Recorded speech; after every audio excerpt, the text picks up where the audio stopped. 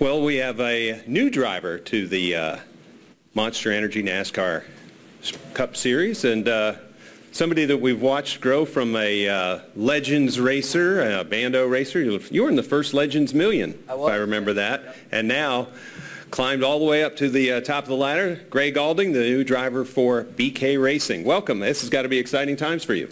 Yes, sir. Thanks for having me, guys. I appreciate it. It's definitely a huge opportunity for me.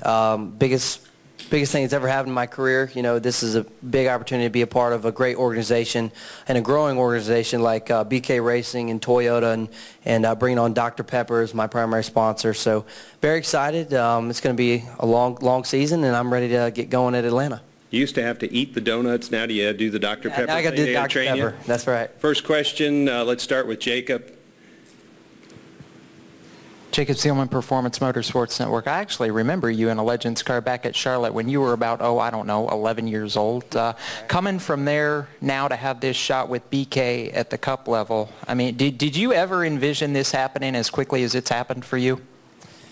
I never did. I mean, it's a dream come true, to be completely honest. You know, just a young guy from Colonial Heights, Virginia, just a small town that moved to North Carolina with my family to live out a dream, and I was racing legend cars and bandoleros, trying to cut my teeth on the short tracks, and just for somebody to see me, I thought that was cool. Hopefully a team owner or somebody would see my talent, and it's really led into something great. So I'm very fortunate, all the people to get me to this level. It definitely wasn't just because of my on-track. It was all the off-track, the hard work my mom and dad, my sisters, and everybody dedicated to get me to this point. And it's a pretty cool story to know that just a few years ago, you know, wasn't 10 years ago, it was, you know, 4 and 5 years ago, I was out there racing legend cars, wanting to be racing with the Jimmy Johnsons, the Denny Hamlins, you know, the guys like that in the sport. So now that I'm here, I'm going to go out my rookie season, try to earn my respect, and I'm just very, very fortunate to be where I am today. One of the things about the Monster Energy NASCAR Cup Series is it's a worldwide stage, and you're going to be talking to a lot of international media, but let us introduce you to Wolfgang from Germany. Yeah, it's me, over here. How you doing? Thank you. Wolfgang Monser from Germany, Rennsport Press Agency. Engine-wise, does BK have an alliance with the existing team, or are they doing their own engine preparation? Engines right now, I know there's a few things in the air. I'm not really sure we've released anything, but we are for sure Toyota, either Triad or another engine builder in the process. I'm not really sure. But I know we definitely are Toyota, and that's about it. Stan. Stan Creekmore with Outside the Box. How long did it take you and BK Racing to make the deal? It didn't. We've been in conversations for about 2 weeks now, and last week we finally came to agreement and signed the deal. It was kind of late how it all came about, you know, but I'm really, really fortunate. Ron Devine and everybody at BK Racing, to be a part of them is really cool. You know, guy from Virginia, I'm from Virginia, and getting us together to go out and run at the biggest stage at 18 years old. So I know I got a lot to learn and things like that. But, yeah, how the deal came about was really cool. You know, I just really appreciate Ron and everybody at BK for believing in me. And giving me this opportunity to go out and do this, and I definitely believe in them. I remember the first time I walked in the shop for our first meeting, I could just tell everybody in that race shop was there grinding it out and putting their heart and soul in every little thing, every little detail they did on each car. So I really knew when I walked in the door I wanted to call BK Racing a home, because I'm all about hard work, that's for sure. There we go. Zach. Zach Albert, NASCAR.com. Gray, what did you learn from the making your Cup debut last year and the couple of starts that you got on that side of things?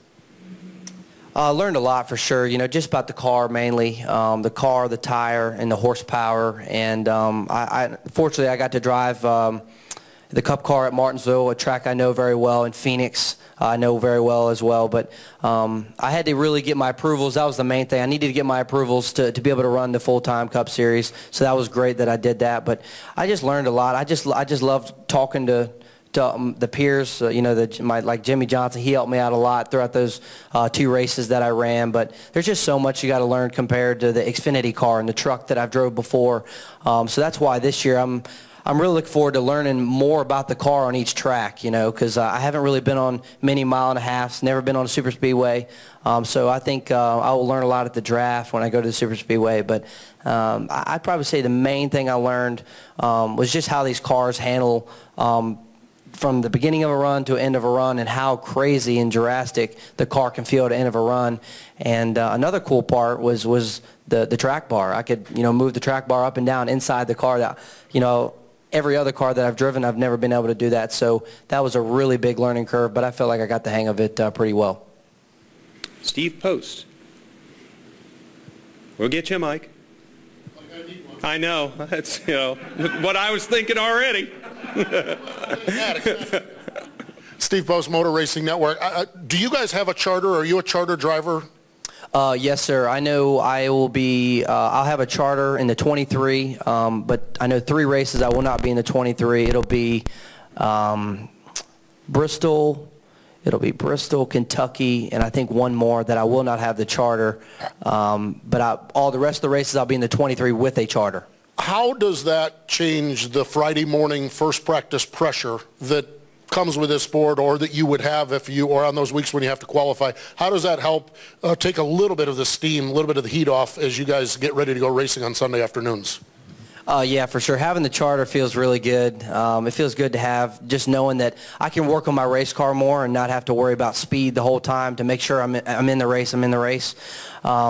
So having the charter and not having the charter, I still have kind of the same mindset. Go out there, drive the wheels off of it, tell the crew chief how good the car is. But I know the 2 races that I won't have the charter, it's going to be the same mindset. Just go there and lay a good lap down, see how my car is going to react on new tires, because that'll be very important to make sure I'm in the race. But with the charter, I feel like the pressure's down a little bit. But really, the attitude really just doesn't change. I'm just there to go fast and get my car the best I can. John. Hey, Gray, John Davis in Racing Information Systems. Are you going to give any more media thrill rides like you did at VIR a few years ago going into turn 1? Oh gosh, I remember that. Sorry about that. That was funny. Funny story. He was riding with me, and I was at VIR in a Tundra, and I went in the corner. I was trying to be funny and just really drove it down in there, but the brakes on that Tundra were a little wild, and we ran off the track. So I didn't mean to scare you too much that day. Jacob Seelman with probably the last of our questions for Gray.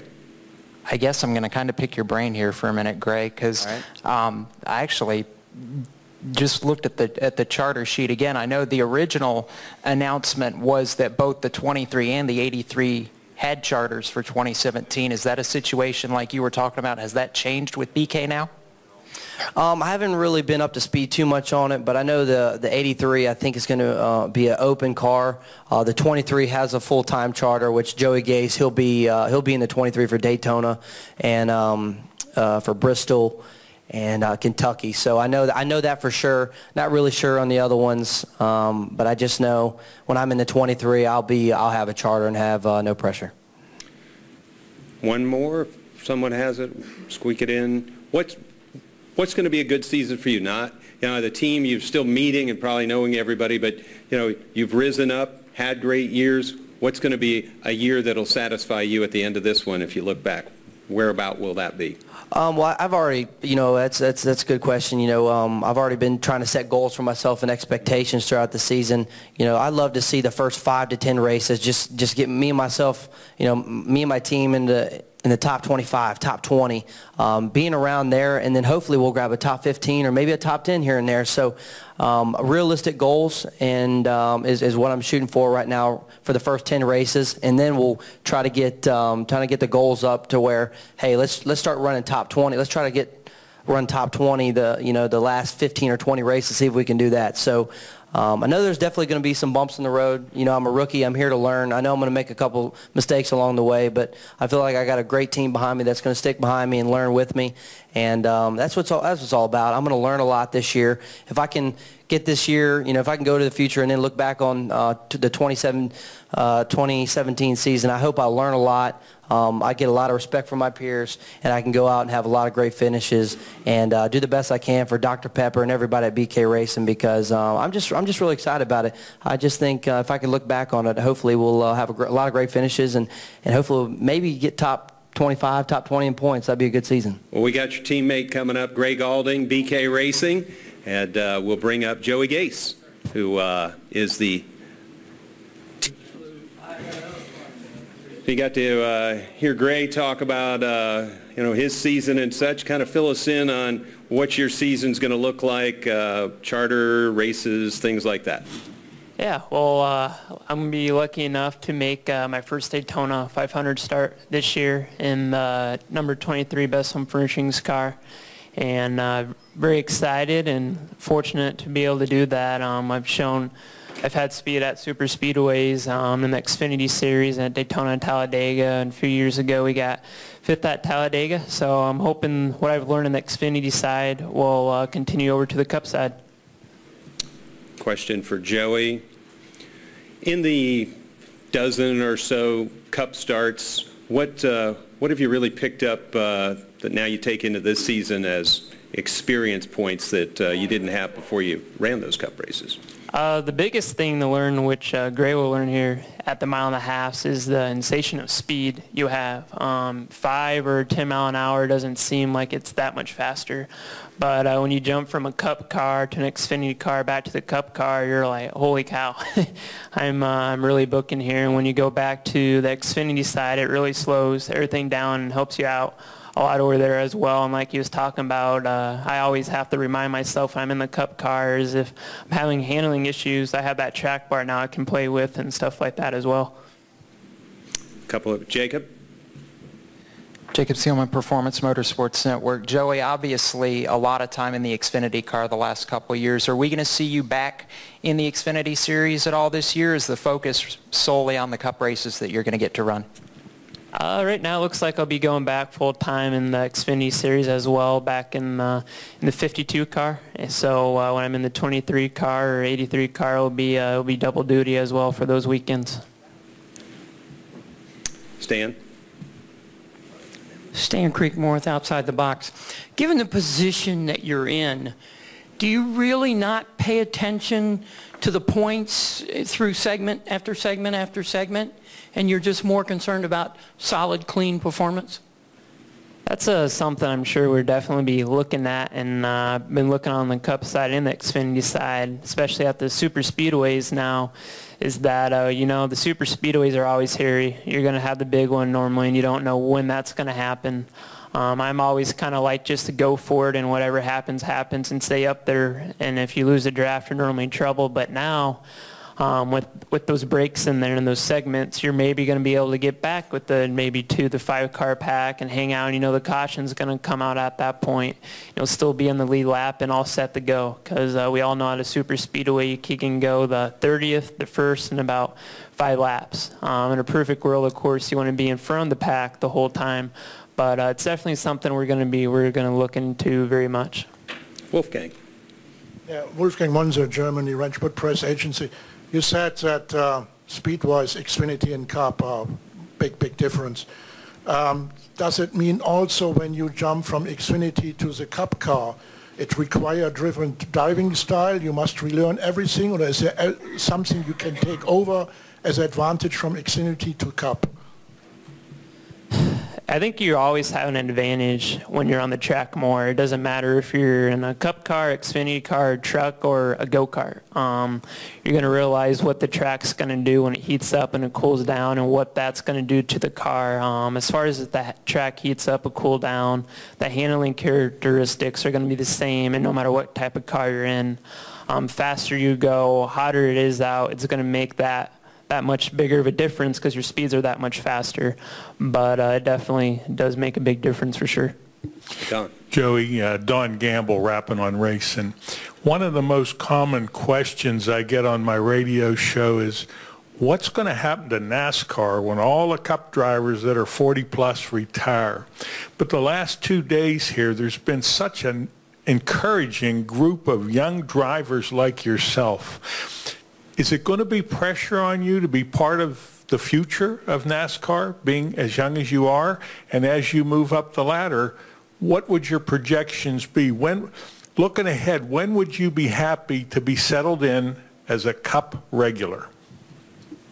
I'd be happy to do that hopefully here in the next 2 or 3 years or so. I mean, I'd be happy to make that a thing anytime in my career. Being a Cup Series regular is something that's obviously huge, and there's really, of regulars, there's only maybe about 35 to 30 drivers that are regulars every year across the whole world. So to be able to do that's huge. And like you said, there's a lot of guys up there that are getting to that age of maybe retirement, and some guys you don't think about retiring are retiring now. So like you said, there's going to be a lot more seats to fill, which I think is a good thing for drivers like myself. More questions for Joey in the back there.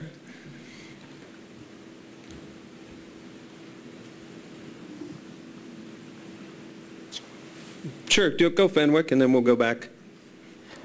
Adam Fenwick with Speed Sport Magazine. Joey, being in a charter car, you're locked into the Daytona 500. Does that take any stress off of you, knowing that you don't really have to worry too much about qualifying into the race, or does it add stress knowing you're in the greatest race for NASCAR, that you now are going to have to focus on that effort? I definitely say it takes a good amount of stress out. Back on my XFINITY days when we were not locked in at all, my main goal every weekend was just to get in the race. And then once I got into the race, it was like a one, and then I was like, oh crap, now I got to actually race this thing. So now knowing that we're definitely locked into the show, our mindset's going to be the whole time working on race setup and not just working on speed. And now with how the spoilers are on the cars and stuff like that, handling's became a big factor now at super speedways, especially at Daytona, with it being a little tighter than it is at Talladega. And with it being during the day, it's probably going to be a little warm out, and this track temperature is going to be high, so handling's going to be big. So now we're going to be able to hopefully go out there and do some more runs in a big pack and not just qualifying runs. Keith McFarland of the Keith McFarland Review. Joey, what has been perhaps the most important sources of feedback that has helped you so far to this point in time?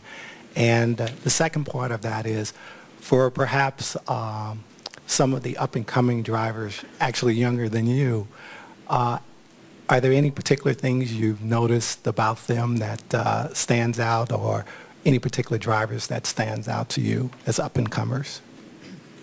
The thing I always look at the most on, I guess, my competition or younger drivers trying to work their way up is if they do a lot of the marketing and their sponsors themselves, and if they work on the car themselves. And that's something I take great pride in on my Xfinity team and a lot of my sponsors. It's something I've had to go out and get myself, and I know how hard it is to get sponsors, and once I have them, I want to do everything I can to keep that. And I've seen a few younger guys out there that maybe don't quite understand how hard it is to get sponsors, and that you have to do everything you can to keep them. And I think we've seen a few of those guys go away from our sport because of that.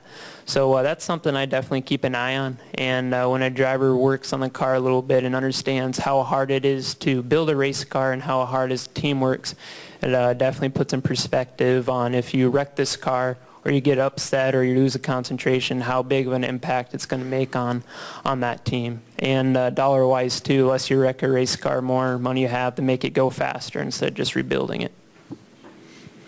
Question for Joey.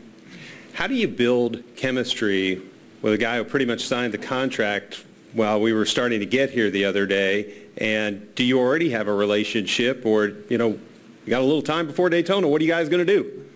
I don't know what we're going to do for sure. Maybe we're going to go out the GoPro and do some go-karts and build some chemistry that way. And it's going to be interesting definitely after Daytona when he's in the car more. And then when I'm going to jump back in Kentucky and Bristol on what he's learned in the car and what they've learned. And then after Daytona, I'm going to have to tell them, okay, you have to do this and this to go fast. And make sure you watch out for this guy. Maybe he's a little crazy, and this guy will work with you and stuff like that. So it should be a lot of fun. Do you want to tell us who's crazy? I like to keep that to myself right now. Okay, teammate. Joey Gase, driver for BK Racing, thank you for joining us. That'll put us into that space where Matt Crafton would have in the NASCAR Camping World Truck Series. And 2 out of 3 ex-legend guys from Virginia now on the stage, as we had Gray up here just a little while ago. Good morning. They've been wearing you out? Hey, it's a good wear out, you know. That is. I enjoy it. Jen keeping you going? For sure. Yeah, we're having a good time. First question for Timothy from out in our group. As we had Crafton up here, brought his daughter, Belle was here, some of your competitors in the truck series. What's it like racing that big mix of series and drivers where you're kind of steady there and you get to see drivers from all over? Can you tell, oh, that's a guy that grew up on dirt, that's a guy that came from another, form of pavement? How does that all blend together? Yeah, I mean, it comes together some, Crafton, a great guy and a friend, and we talk a lot about, at the racetrack on how both of our trucks are handling, and and some of that is how the new guys coming in and the equipment that they're in, and man, they're hard to beat. So you can tell the right situation with a new guy or a veteran on how they grew up, far as dirt or asphalt. So you get in there and you mix it up. The truck races aren't as long, so you just kind of have to keep that in mind on a new guy or a veteran, and what the situation is, presents itself on what could happen. You know what I mean, during the race, far as compromising your vehicle. So you always keep that in the back of your mind, but you have to go 100% all the time. Louis Frank. Yes, Louis Franco, Reuters. Earlier, we had someone ask another competitor of yours what they really thought of the caution clocks now that it's gone. So could you answer that question too? Yeah, I mean, I really didn't mind it. I think what happens with the caution clock in 16 that, it could take a mediocre day and turn it into a better one. So now with that out of the picture, the segments come into play, there's even more strategy. Still the same scenario. If you're having a day that isn't going like you want it to go, obviously you can come in and chance that before they cut pit road, they close pit road for the segment caution, and try to put yourself from middle to the back of the top 10 to maybe the top 5. Question. Barry, hey, from your area, home track, South Boston, you got to have something for him. Yeah, actually, we were talking snow before we came in here. But to piggyback on what you were saying about the caution clock, the races being so much shorter in the Camping World Truck Series, talk about a little bit more in depth the strategy that will go into play with the various segments, because before you know it, half the race is gone, but now we are dividing it into three segments. Yeah, for sure. It takes everything, now. Not that it didn't before, but, it's just the breakdown with my crew chief and my engineer, the fuel mileage, your in and outs. Everything has to be so precise now because what's on the line is those bonus points. And now that the bonus points stay with you through the whole playoffs, if you're eligible to get in the playoffs, that's big to Homestead. So, what we look at is that there's no stone unturned. Again, not that it was before, but it's just everything is looked over with a fine-tooth comb for sure. Next question. Dylan McFadden with NBC Sports. In regards to the new format changes, when did you know that the new formats would be in the truck series? What has this offseason been like, waiting to hear what those changes would actually be? Let's see here. They were announced earlier this week at 6 p.m. and I got a call at 9 a.m. that morning. So you kind of knew that it was coming, but the official word from our series director, Brad Moran, and I mean, I applaud NASCAR for it. It's going to be exciting. Not that any of the racing wasn't, but it's going to put you in a situation to where you want as many bonus points as you can. That's what it's going to be all about, because same scenario, win and you're in. But if you get a guy that gets more bonus points than you have, then you very well can have a win and be on the outside looking in. Al? Yeah, Timothy, Eldora Speedway on dirt has been such a huge hit with the truck series. Would you like to see the truck series run more races on dirt? I know that's probably a loaded question, but, you know, I guess the best way to look at that is that, you know, my background is pavement racing. You know, and it's hit or miss when you go there because it all depends very much on how the track is prepped. And my best year there was in 2013, and we won our heat race, and we finished 6th or 7th, or 8th, I think is what it was. But, you know, ever since then, it just seems like there's just a little bit different with the racetrack. And me, you know, throughout the year, you watch a lot of video. You can't really test. So you just try to make the best educated guess that you can to make your finish possible. I mean, you know, if they threw in another dirt race, then the race is going to go on regardless if you're in it or not. So, you know, I hope I answered that the best that I could. You didn't slip over to Natural Bridge every now and then in your career and go sliding around there? I have some friends that that want me to come to Dillon and run in a street stock car, but I don't know if my owner would let me do that or not. Barfield would put you in under another name. Yeah, Yeah, nobody'd know. All right, I'm game. Fenwick. Oh, wait, excuse me.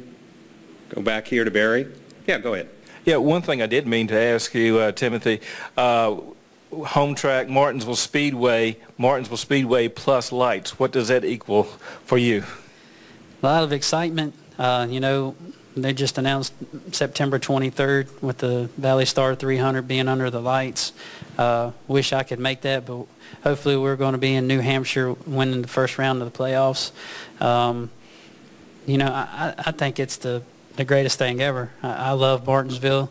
I love the heritage of the racetrack because, you know, it's one of maybe 3 that really built NASCAR racing. And it's a big footprint in Henry County and the surrounding areas. So hopefully while I'm still able to drive, that they'll have a truck race under the lights and I can participate.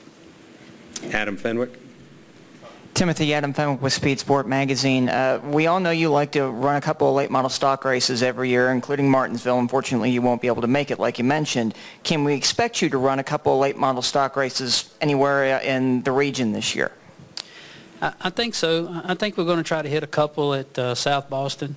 You know, our late model stock program has really taken off.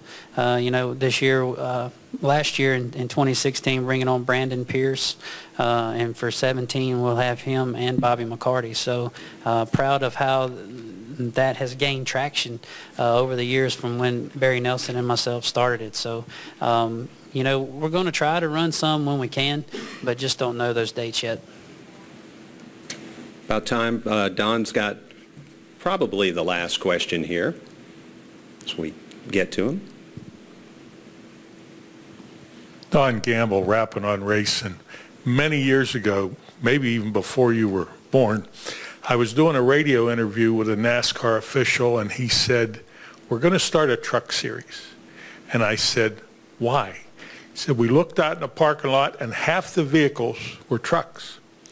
So he went on to explain, he said, "It's going to be a long road." He said, "We have one truck, and it doesn't even have a motor." When you look at the growth of the truck series now, you have to be pleased with the opportunities that you have because it's a very vibrant series. Without a doubt. I mean, look how, you know, exciting it is. Even without the playoff format, before it was implemented, I should say, you know, it's grassroots racing. And that's what I love about it. I grew up in my late model stock car.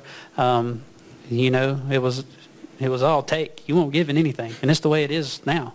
You know, you're running, you know, 200 laps and you qualify in every lap. And there's no, you know, well, I just take what I can get. You know, obviously you need to keep that mindset, but you know, everybody wants to go to the front, and that's what I love about it. The sport's healthy.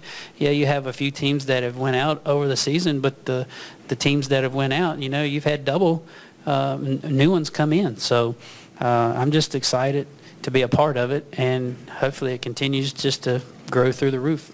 Well, we appreciate you being a part of this. Timothy Peters, his time to go to the next station and wherever Jen takes him, and we appreciate it. Thank you, Timothy. We should have, appreciate it, good to see you.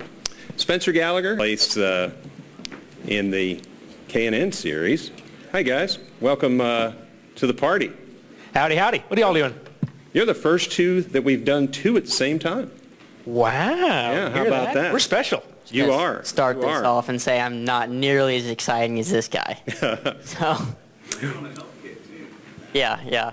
Yeah, an apple. You know, one of these is supposed to keep doctors away. That's what I've heard. So, you know, trying to keep that up. It's important to be healthy going into a season. So Spencer and Justin, and I know Jacob has already got a question, so I don't even have to get this thing warmed up. We'll start, and then we'll go through. It looks like 4 or 5 already. Jacob Seelman, Performance Motorsports Network. And yes, I'm going to start by completely ignoring you, Justin Haley. You're welcome. Appreciate that. That's cold-blooded, man. Share love. Boy, oh boy, no love in the heart of the hood. No, there's love for Justin, Spencer. But I want to ask you specifically about him, because I didn't think it could get any more fun in the GMS camp than having you basically overseeing the whole deal. And now with you in the Xfinity car and bringing that hooligan on to help out in the truck series, I mean, the dynamic between you two already looks like it's fun. What's it been like working with him? It's been great, man. It's wonderful having young guns like Justin and Kaz come on for the 2017 series. You know, it's going to be a great opportunity for them to showcase their talent, and it'll be a great opportunity for us to showcase our what our trucks can do at GMS. So we've already had a great time. We've got a iRacing simulator that's kind of been our brainchild that we're getting built up in the shop. So it's been wonderful to work with Justin already. I've told him, you know, stick around. I'll be the best bad influence he's ever had. Next, Kelly. KellyCranoRacer.com. Spencer, I just need to know what you did with the Snapchat spectacles. Have you painted them red, white, and blue, or have you? Right now, that is actually in process, yes. For those of you that don't know, I was gifted at the NASCAR Rookie Seminar a pair of Snapchat spectacles, which I'm told is a great honor. Right now, they're in the hands... I believe it was only 2 of you who got them. I know, great honor, right? It's I feel so special, so exclusive. But no, I handed them off immediately to our media guy, Opie / Mad Scientist, and he's already come up with some pretty incredible stuff. We're going to be working those in through the year, I think. But to answer your question directly, yes, there may or may not be an American flag wrap coming for those things, and you may see them at some point in the future. All right, well, you had told me last week, so I needed to know. It's been bugging me the whole time. But seriously, though, you do look like you are in great shape, and you have been changing your diet or whatever it is. What's behind that? Hey, man, it's a real simple thought process. If you want to compete in the NASCAR Xfinity Series, as well as any NASCAR National Series, you can't be a fatso. Yeah, you know, you got to be driving. Listen. Tony's an exception because he wins races, all right? But you can't realistically expect to get in a 150-degree race car and be told that you're going to be sitting in here for 2 hours and come out the other side feeling like you're going to be a good performer on that racetrack. So over this winter, I took it upon myself to really step up my level of fitness, watching my diet, and I think it's paid dividends. I think it'll show up on the racetrack as well, but that's kind of the bar that's been established these days by all the professionals that you see throughout all 3 national series. You can't get away with not watching your figure anymore. Plus, it makes you look good in the fire suit. Christopher. Chris Knight, CatchFence.com. Justin, you won't run the first 2 races at Daytona or Atlanta, but you will be in the truck starting at Martinsville. Have you talked to NASCAR? Are they going to grant you a waiver that you can compete for the playoffs if you win a race? You know, Chris, that is a fantastic question, and I would love to know the answer as well as everyone here. So we're working on it day in, day out, but, you know, things are looking towards the better side, and you know, hopefully we can go out there and compete for the Rookie of the Year and, you know, maybe the chase. So as soon as I know an answer, you'll know an answer, and everyone will be happy. Jeff. Jeff Gluck from jeffgluck.com. Spencer, if you were to win Daytona, what kind of celebration could we expect to see from you? You know, I've thought hard about this, Jeff. I'm glad you asked that question. Right now, I'm thinking if I should win Daytona, I'll start with a fence climb, followed by a double backflip, half cab 720 flip onto the pavement, at which point I will go run and perform a Grass Angel. That's my plan for now. So whenever I win Daytona, which will be soon here, about a month now, y'all watch out. It's going to be pretty incredible. I like the fence climb. That's aggressive. Yeah. Hey, Good. you know, one of my idols really and truly always has been Tony, and that was his thing for a good long while. So that's something I've always thought, you know, when I give myself a checkered flag, that's where I'd like to start. Wow. McFadden. Darren McFadden with NBC Sports. Spencer, why was now the right time for you and GMS Racing to make the full-time jump to Xfinity Series racing, and what have been some of the challenges you guys have faced in making that full transition after part-time racing? You know, I think the history of GMS since we started out has been full of challenges. We're a young upstart team. We're not backed by any of the big old guard of this sport, and we've kind of had to make our own way and take our own lumps as we've gone along. So there's been plenty of challenges and struggles throughout the course of our career, but through kind of the course of the 2016 season, especially into the back half of it, I think you really saw a new GMS show up to the racetrack every single weekend, and it showed with our on-track results. I think I grew myself as a driver, and we started putting great stuff on the track and stuff that could and did win races, and hey, we picked ourselves up a championship. So, you know, it's one of those kind of philosophical questions you got to ask yourself, if not now, what better time? Back to Jacob. And now I'm going to get redemption and make Justin Haley happy again, because my question's for you this time, bud. So going into this year, obviously all your success this past year at the K&N level, I know you're excited at the short tracks, but as far as the bigger tracks, have you got something circled on the calendar where you're particularly excited for to get to in the truck?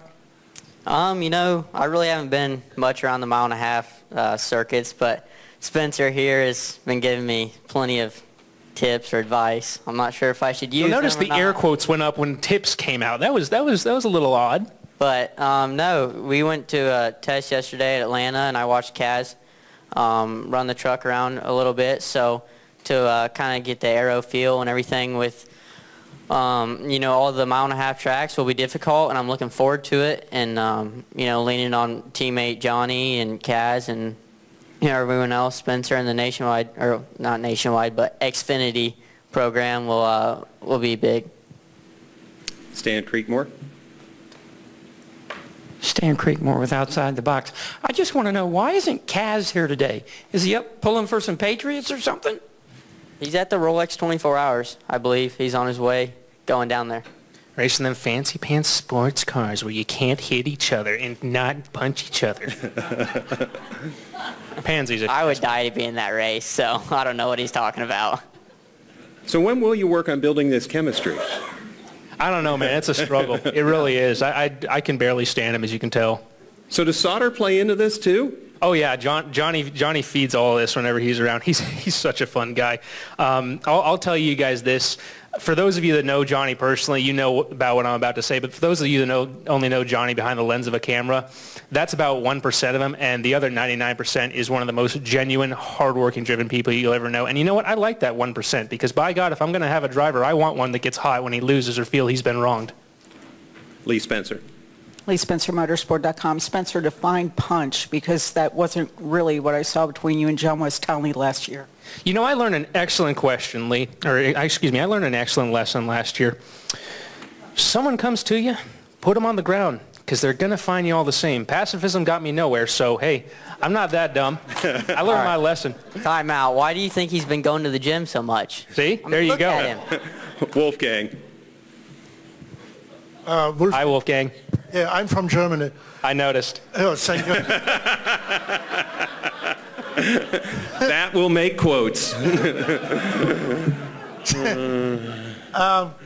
Going from trucks to Xfinity, is there a big difference driving style? You have to relearn everything, or is there anything what you learn to trucks and well, that is to my advantage in Xfinity?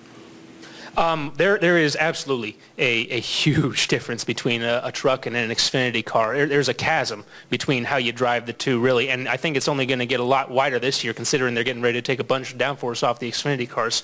A truck is, from my experience, generally one of the easiest vehicles you will ever drive alone around an intermediate track.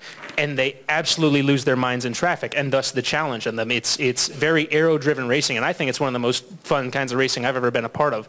An Xfinity car, on the other hand, is an interesting beast because I feel it gives you a lot of tools back as a driver because it's not nearly so stuck as a truck. You have to spend time out of the throttle. You have to get all the way out of the gas to be able to make it around that corner, and that sounds like a silly thing to say, but really and truly, as a driver, that puts tools back in your hands because, you know, in a truck, if you get loose, the first thing they tell you, don't you dare come all the way out of that gas because you'll unlock the locker and spin yourself out. But in an Xfinity car, you're working your steering wheel a lot more, you're working your gas and brake a lot more, and that provides a lot more opportunity for you as a driver to showcase your talent and make a difference in how your car's handling. Spencer, Justin, thank you for joining us. We're at a 10-minute block for you, and they hit 10 minutes, but thank you for taking the time to be with us. That was fun. Thanks, y'all, for having us out. Appreciate it. Thank you, Spencer guys. Gallagher, Justin Haley. And as we had said, we'll pause at this point and come back, and our next group of drivers starts with Ryan Blaney, then David Reagan, Austin Dillon, and Elliott Sadler. That will start about 3:20.